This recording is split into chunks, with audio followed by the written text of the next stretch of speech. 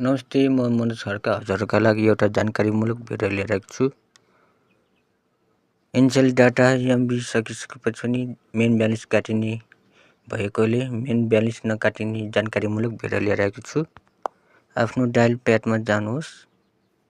Dial प्याडमा गइसकेपछि किबोर्डमा थिच्नुहोस्। Keyboard थिचिसकेपछि *9005*5# कलमा टच गर्नुहोस् र एनसेलमा टच गर्नुहोस्। मेरो एनसेल र नमस्ते सिम भएकोले मैले चाहिँ एनसेलमा टच गरेको छु। वानमा टच गरिसकेपछि तपाईले यहाँ देख्न सक्नुहुनेछ।